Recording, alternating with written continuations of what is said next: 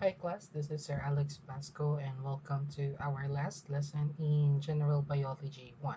Today we are finishing our discussion in lesson 8. We'll be talking about the part 2 of cellular respiration. From the previous part 1, we've discussed on what ATP does to our body. It's basically the energy source of our body. It is used to facilitate a lot of the bodily functions that we need in order for us to live and survive as human living individuals. So we discussed on the ATP being able to also use, for example, in the sodium potassium pump, it's used so that the cell's membrane, the membrane of the cell can transport materials inside and outside of the cell, particularly the sodium and the potassium ions.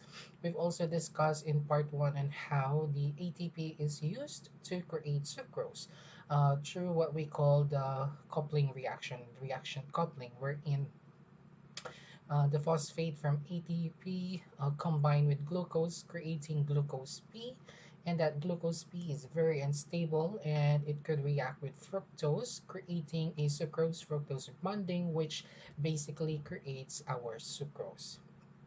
So we've discussed all about that, the importance of ATP and how it is actually kind of like what we call rechargeable, wherein ATP is a charged battery, and then the phosphate group when it hydrolyzes or phosphorylates, when that phosphate group bonds from the phosphoanhydride bond, an energy is released, and that energy is what is being used to facilitate a lot of the bodily functions.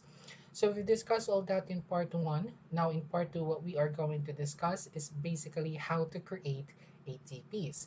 How does the cell create these ATPs that we have to use in order for us to function and live? So that's all about part two today. So, uh, so before we can discuss part two, let's kind of like review the goals of today's lesson. First is for us to be able to explain and understand the major features and sequence of the chemical events called cellular respiration. Because cellular respiration is the topic of the lesson. This is basically the process wherein the cell actually makes ATP.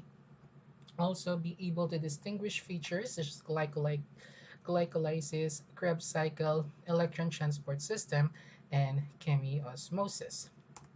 Also, describe reactions that produce and consume ATP. And lastly, describe the role of oxygen in respiration and describe pathways of electron flow in the absence of oxygen. Okay.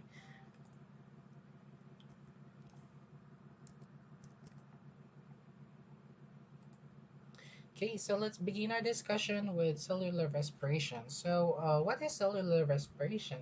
Mainly, it is a set of metabolic reactions wherein the process takes inside the cell.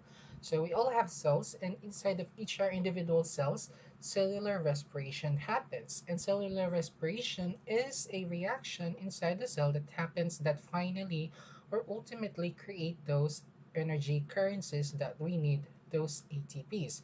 Without cellular reaction, we cannot make enough ATPs in order for us to use in our day-to-day functions.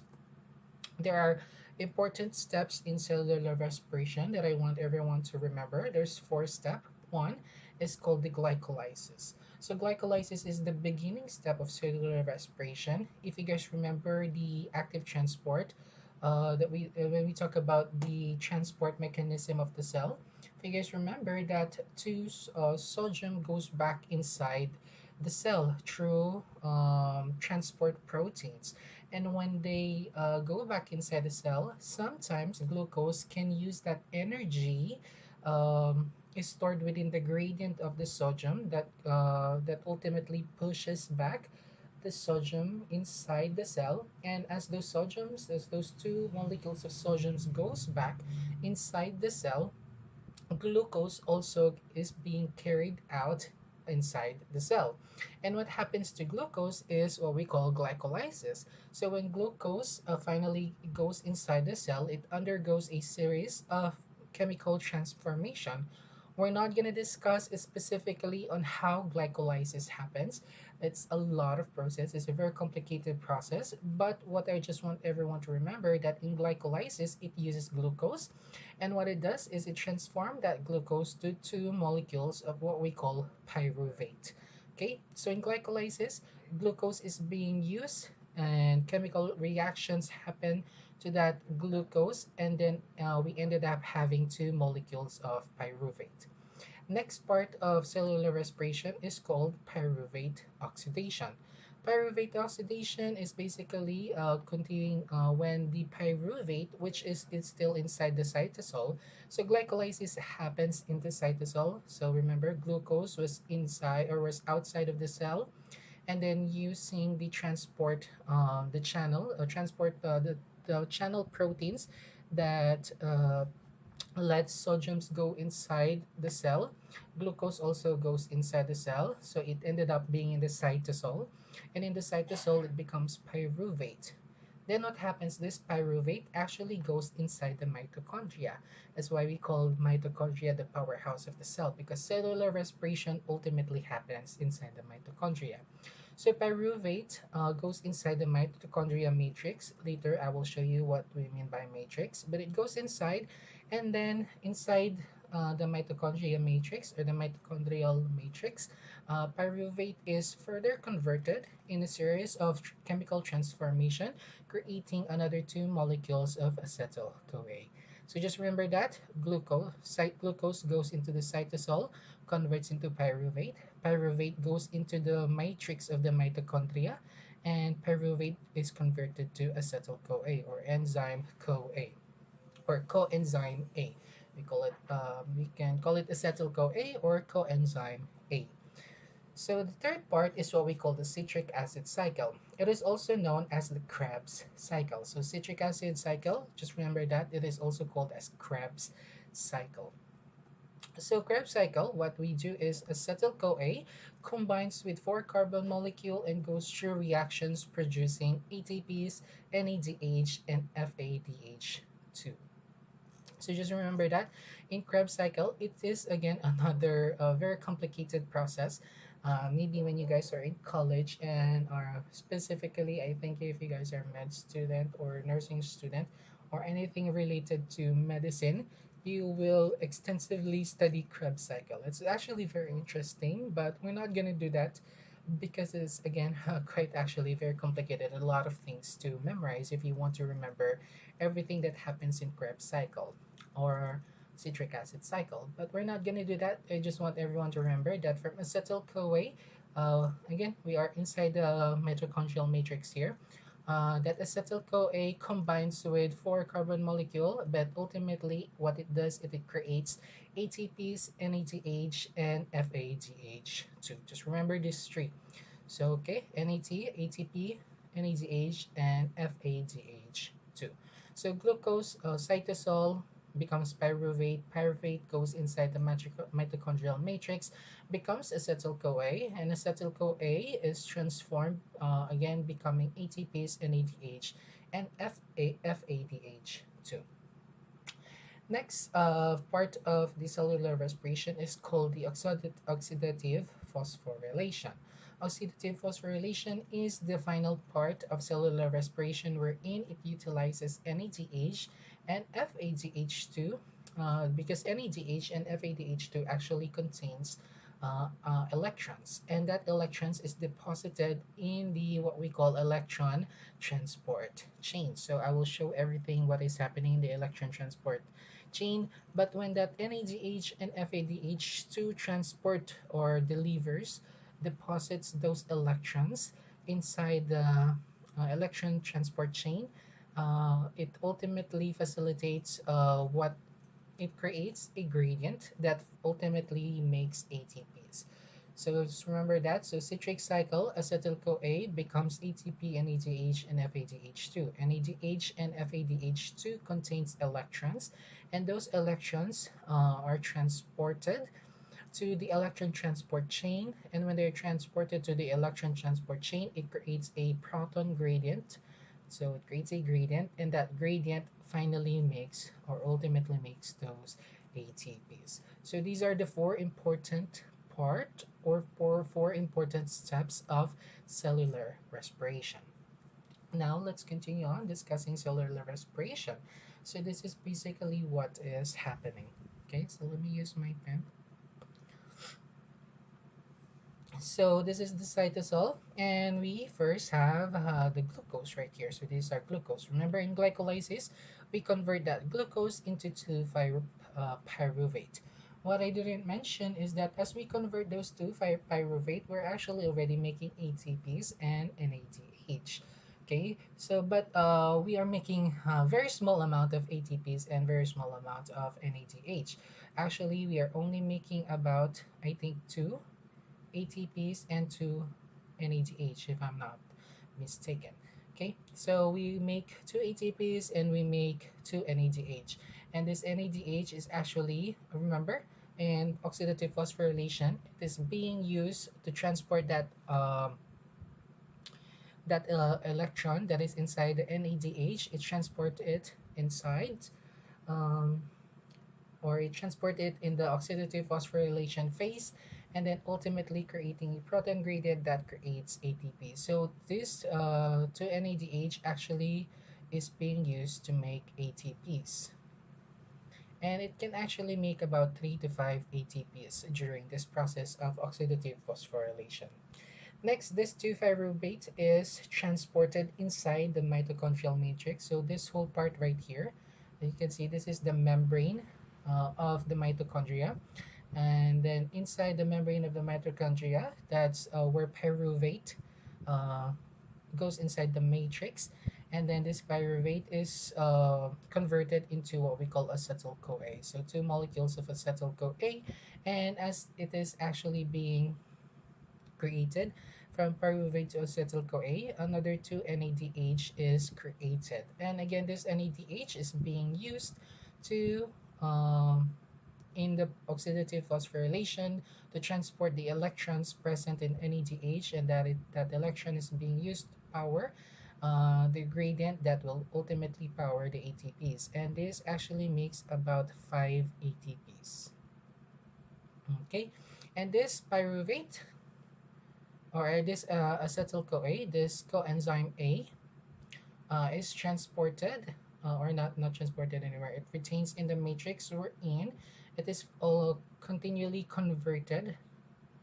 So you can see it's actually a cycle. No, they continually reuse this acetyl CoA, creating further ATPs. So it's creating another 2 ATP. About this time, we're making about 6 NADH and 2 FADH2. And this 2-NADH is transported in the oxidative phosphorylation phase, wherein they transport wherein they deliver their electrons and ultimately use in the oxidative phosphorylation to finally create about, I believe, 15 ATPs this time. We are making about 15 ATPs, and here we can make about, if I'm not mistaken, 3 ATPs. I'm not sure, but these are being used. This NADH and FADH2 is being used in the oxidative phosphorylation phase to make ATPs. Okay, so that is basically the summary of what is happening in cellular respiration. Now let's talk about mitochondrial matrix. So when we talk about mitochondria, it is actually, remember, mitochondria, the powerhouse of the cell, it is an organelle inside the cell. And within that mitochondria, actually, it is not empty. What you will see is this, something like this. It has what we call cisternae or cristae. You can also call them cisternae. So this is the outer membrane. This is the outer membrane of the mitochondria. So this is basically it. So this is the part where cytosol. So this part is basically the cytosol. So the one that's covering is the cytosol part, and this is the outer covering of the mitochondria. And inside the mitochondria, you will see this infoldings of membrane, and that's what we call the inner membrane. So there's outer membrane and inner membrane. Um, and oh, there you go. That's outer membrane here. Didn't see that. Here you go. So there's outer membrane and there's inner membrane as well. So meaning there are some spaces in between. And this space between here, between the inner membrane. So for example, this is the inner membrane and this is your outer membrane. The space inside here is what we call intermembrane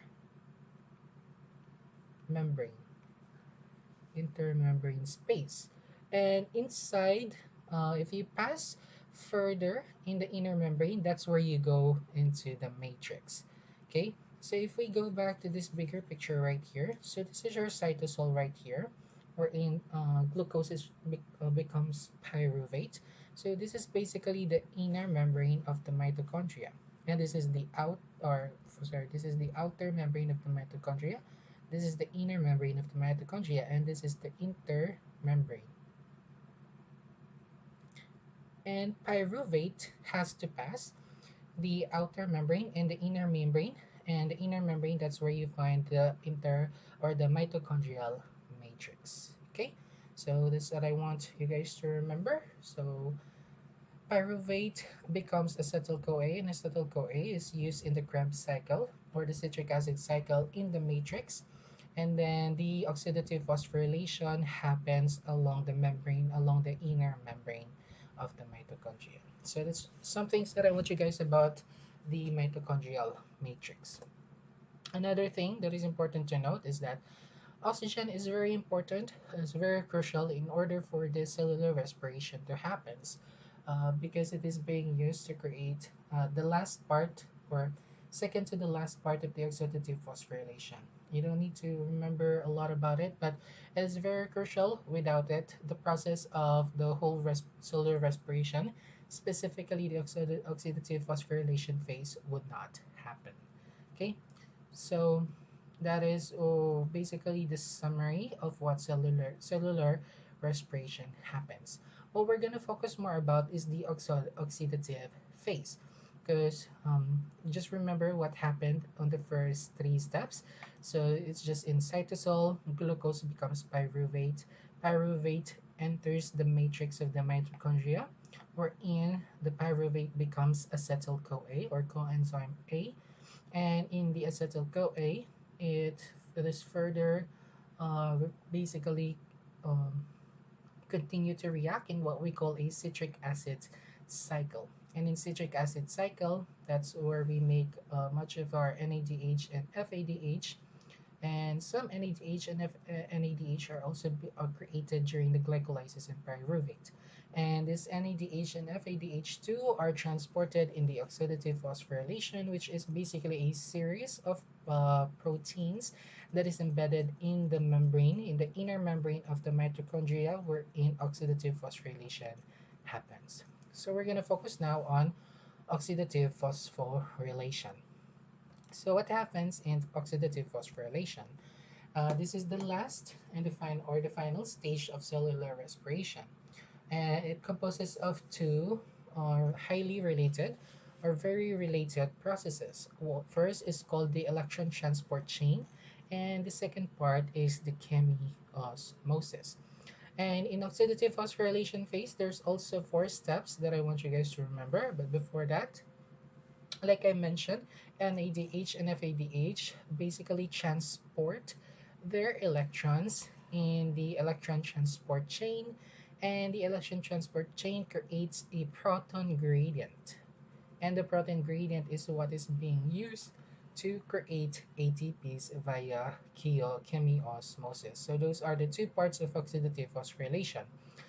And NADH and FADH created transport their electrons in the electron transport chain. Electron transport chain create proton gradient, and the proton gradient is being used to create ATP via chemiosmosis. So again, so there are four steps. The first is the delivery of electrons by NADH and FADH2. So just remember this, NADH and FADH2 contains electrons, and they deliver it in the electron transport chain. And in the electron transport chain will start a proton pumping wherein they create the proton gradient. So the electron transported or deposited by the NADH and FADH2 is being passed down along the electron transport chain, and then the electron transport chain creates the proton gradient. The proton gradient, then on the last part of the electron transport chain is the electrons will split O2 and it forms H2O. Okay, uh, mm, so just remember that part. We're going to go back to all the processes here. And then the gradient created, the second part, will be used to create basically ATPs. So those are the four important steps of oxidative phosphorylation. Now let's first talk about the electron transport chain. So this is basically the picture of electron transport chain. As you can see here, the NADH and FADH2 transfer their electrons. You can see that's the electron right there, and then they go back to their empty form. So this is what we call like empty form. They're empty because they don't have the electron necessary in order to transport the electron here. So NADH transport their electron in what we call the complex one. So there's four complex in electron transport chain. Uh, Complex 1, complex 2, this is complex 3, and this is complex 4.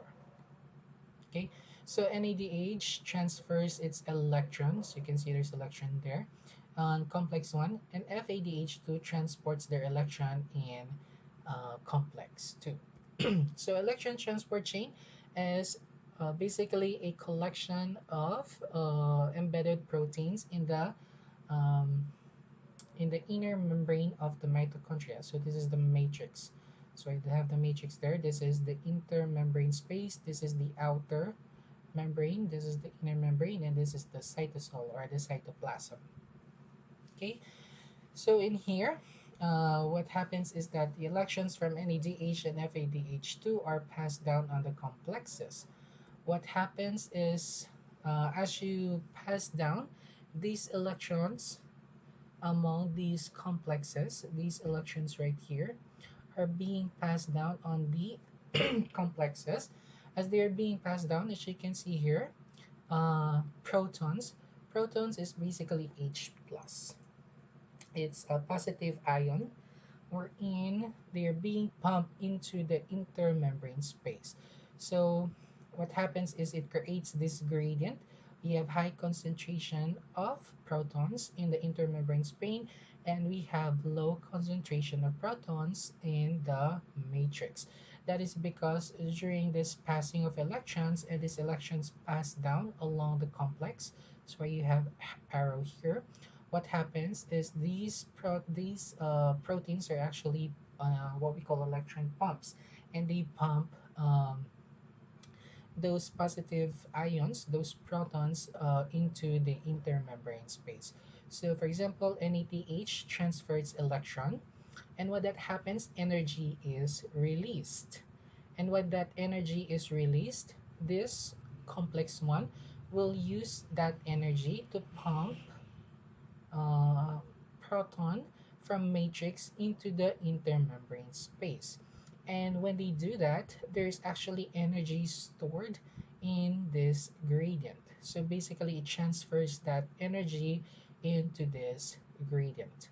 Okay, remember that NADH transports electron. When that electron is transported, there is energy released, and the complex uses that energy release to pump protons from matrix to the intermembrane space, and basically transferring that energy into that concentration, into this high concentration. So there's basically energy stored in this concentration.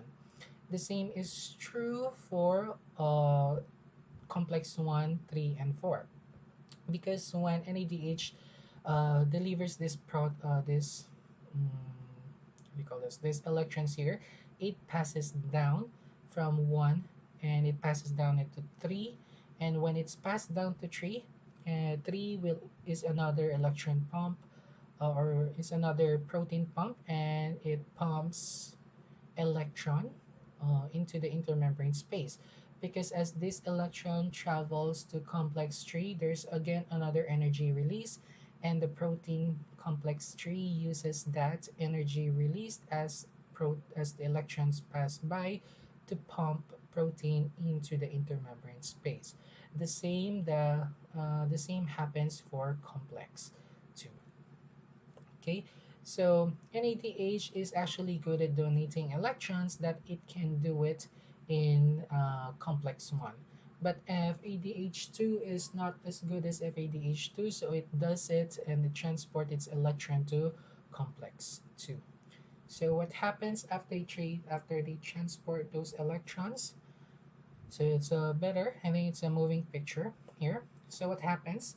Electrons from NADH and FADH2 travel the same route. So remember, NADH transfers its electron in complex 1, and FADH transports its electron to um, complex 2.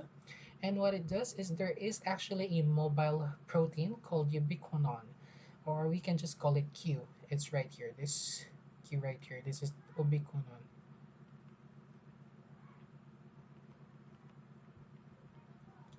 This is ubiquinone right here. This moving Q right here. So what it does is this ubiquinone actually takes the electrons from complex 1 and complex 2 and transport it to complex 3. Okay, and then complex 3, as electron is passed down, again this electron is coming from complex 2 and complex 1. As this electron is passed down to complex 3, another proton is pumped into the intermembrane space. Okay, next what happens is that when yeah, so Q travels into the membrane and delivers the electron into electron 3 complex. Electron 3 pumps more proton ions in the intermembrane space, and then electrons are being transferred again to another mobile uh, into another, so this should be 3, sorry, let me change the color. Electrons are passed down from 3. Okay. So from complex 3, the electrons is transferred to what we call cytochrome C. Cytochrome C is another mobile protein. Cytochrome C shortcut is Cyt C, and this Cyt C transfers or basically delivers that electron that is passed down from complex 3 to complex 4. Okay, so that is the route of the electrons traveled, the electrons donated by NADH and FADH2. So let's review that. So NADH, so it's not seen here, but there's an NADH right here. NADH transports its electron to complex 1. NADH becomes NAD plus, the empty form. FADH transports its electron to complex 2, and FADH2 becomes FAD, its empty form. So the electron from complex transported from NADH to complex 1, there's energy release here, and complex 1 will pump protein or will pump protons from the matrix to the intermembrane space. Unfortunately, proton 2 does not do that. Okay, so what happens when the electron are passed down to complex 1 and complex 2? Ubiquinone or Q will take those electrons from 1 and 2 and transport them to complex 3.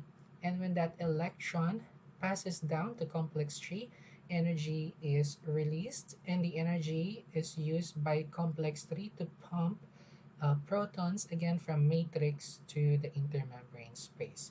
So next, when that electron is passed down, or when that electron is finally passed down to complex 3, cytochrome C will take that E or that electron from complex 3 and passes it down to complex 4.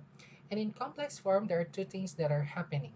First, when electrons pass down, complex 4 again will pump the last batch or the last batch of protons from matrix to intermembrane space.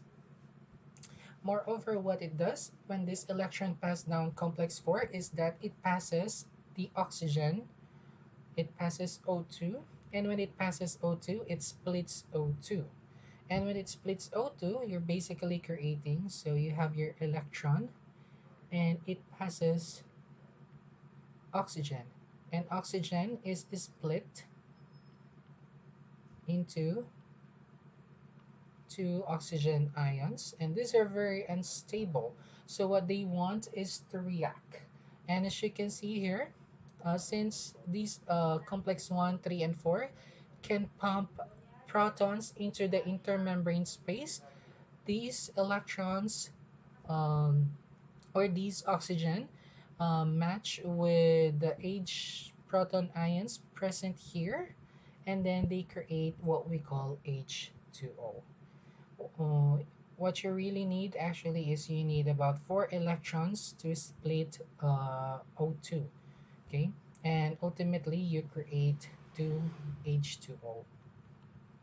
So when 4 electrons are finally transported in O2, oxygen splits. Oxygen, when O2 splits, that one O takes up 2 hydrogen from the hydrogen in the matrix, creating H2O. Same thing, the other oxygen split will take 2 hydrogen from the matrix, creating H2O. So that is the electron transport chain. So that is what is happening in the electron transport chain. So ultimately, in the electron transport chain, what you have is a very high concentration of proton ions here. So you have very high concentration of protons here. And remember, in the gradient in osmosis, what we want is what we know is that when there's a higher concentration, it always flows back to lower concentration. And since we have lower concentration of protons here, the protons here would always want to go back to the area of lower concentration. So how they do that? The issue though is, yeah, so after complexes 1, 3, and 4 uh, creates this high concentration of protons in the intermembrane space, they want to go back into the lower concentration of protons in the matrix. But the issue is that protons can't easily pass the membrane of the or the inner membrane of the mitochondria. This gradient is what we call a proton motive force. So this is just the name for the concentration gradient created by pumping protons in the intermembrane space. So since they cannot easily go back, they cannot easily pass the membrane to go back into the matrix, there is a channel called the ATP synthase.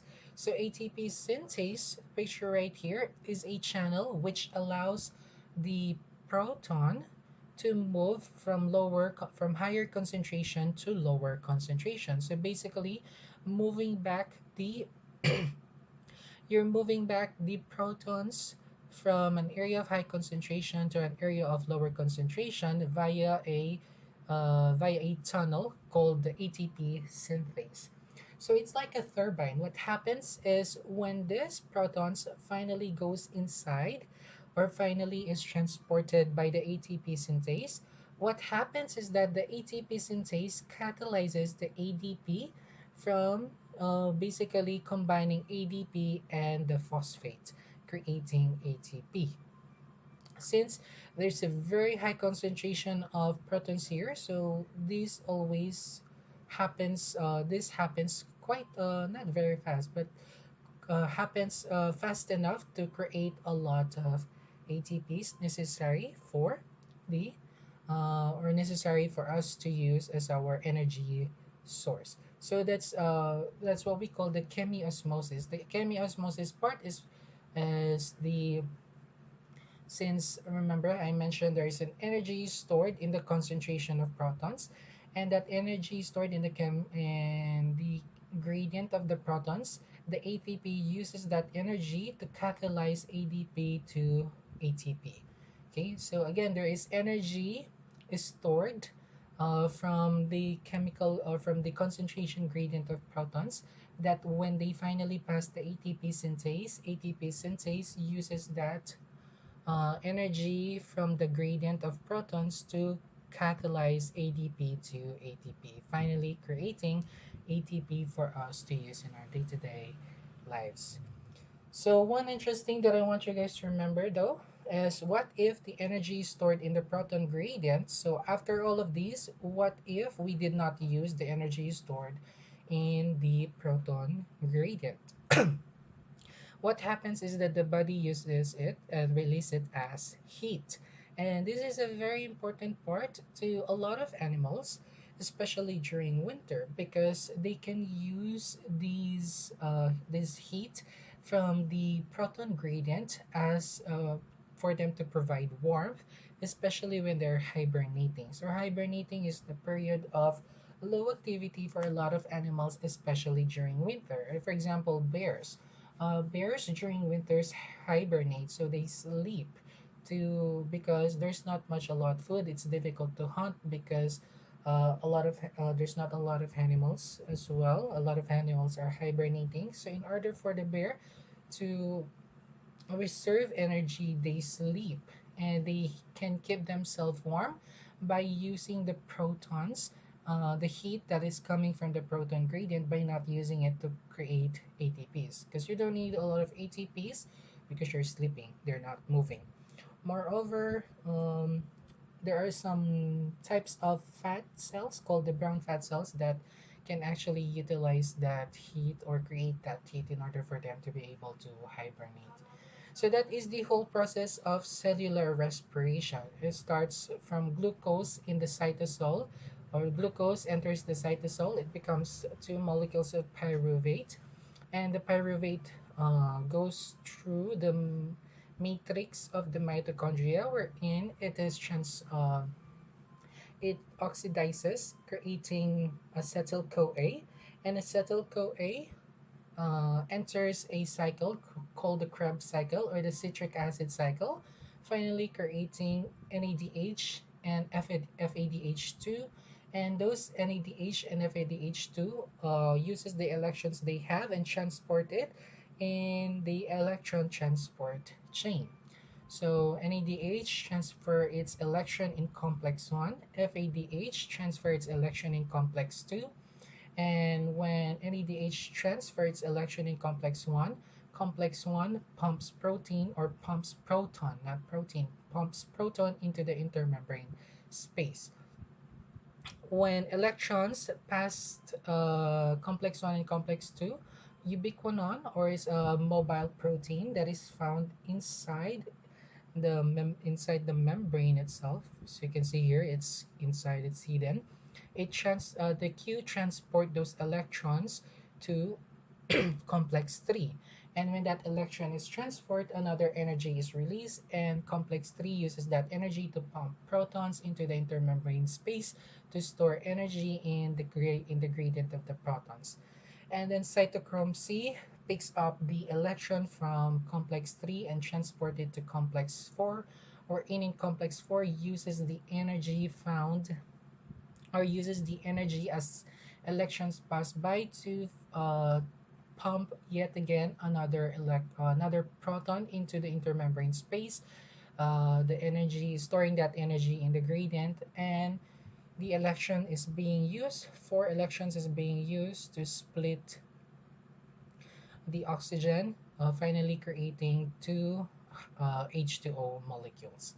And so after creating this high concentration of protons in the intermembrane space, they finally create ATP via what we call chemiosmosis. The energy stored in the proton gradient is being used by the ATP synthase. It allows the proton to go back to the matrix, and as the proton goes inside and past these ATP synthase, the protein ATP synthase, or that channel, can use the energy as those electrons move to convert and catalyze ADP to ATP. So that is the whole shenanigan of cellular respiration. That's how we make ATPs. But the question is, how much ATP do we make? Okay, So this is the stages. So let's begin with glycolysis. So when glucose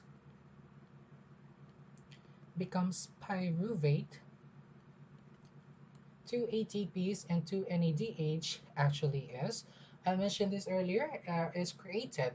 And 2 ATP contributes to the total yield of one cycle of cellular respiration. And 2 NADH goes to oxidative phosphorylation, creating 2 to 3 ATPs. So this pyruvate goes inside the matrix. So pyruvate, when pyruvate becomes acetyl CoA,